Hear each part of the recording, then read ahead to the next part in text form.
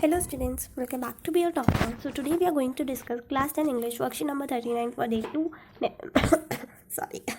November 2021. So आज हम revision करने वाले हैं, तो चलिए शुरू करते हैं. तो ये नेल्सन मंडेला की वर्कशीट है आपकी, ठीक है. तो आई आर्ग्यूड दैट टॉकिंग मैंने नेल्सन मंडेला बोल दिया. ये है आपकी Anne Frank diary of Anne Frank की, ठीक है.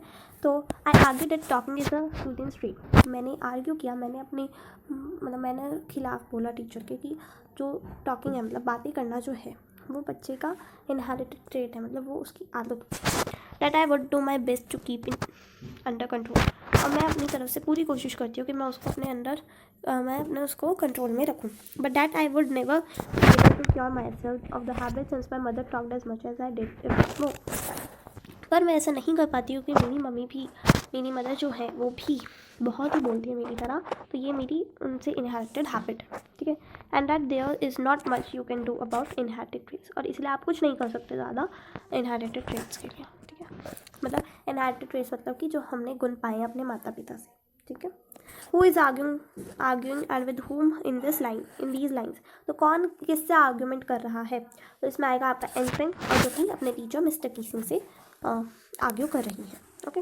उसके बाद है select the appropriate option for 1 and 2. She argue that talking is a students trait. ये सही बात है ना, क्योंकि उसने कहा कि जो टॉकिंग है वो स्टूडेंट का ट्रेट है, इनहेरिटेड ट्रेट है ना.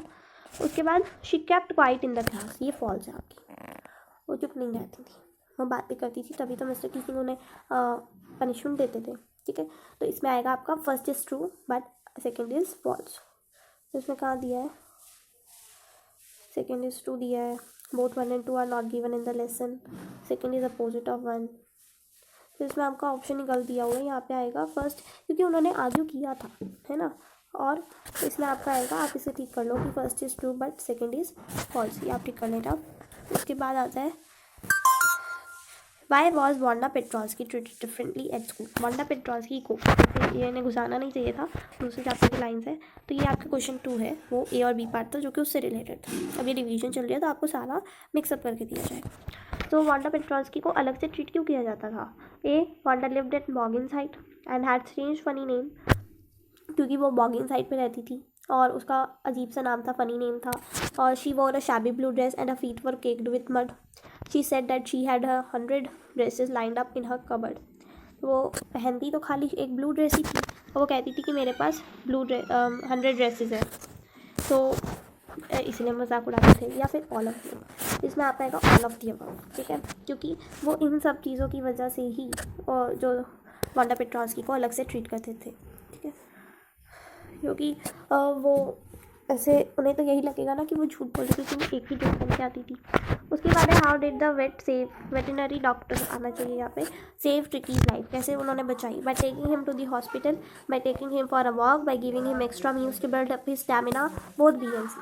तो इसमें आएगा आपका by taking him to the hospital, क्योंकि वो वॉक के लिए तो नहीं लेके जाते थे, है ना. तो इसमें आएगा आपका ऑप्शन ए.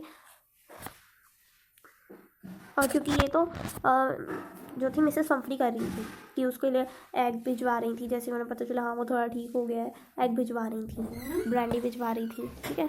तो ये जो थी मिसेस फम्फरी कर रही थी, तो ये गलत होगा. और वैसे भी वो और मोटा हो जाता है ये सब खा के, तो इसीलिए वो उसे हॉस्पिटल लेके गए, क्योंकि उन्हें पता था कि अगर वो यहीं पे रहेगा, ट्रिकी जो है, अगर वो मिसेस फम्फरी के पास ही रहेगा तो उसकी हालत और ख़राब हो जाएगी, क्योंकि वो उसका खाना बंद नहीं कर रही थी और ना उसे रेगुलर एक्सरसाइज करवा रही थी, ठीक है. उसके बाद है हाउ डिड हरी सिंह.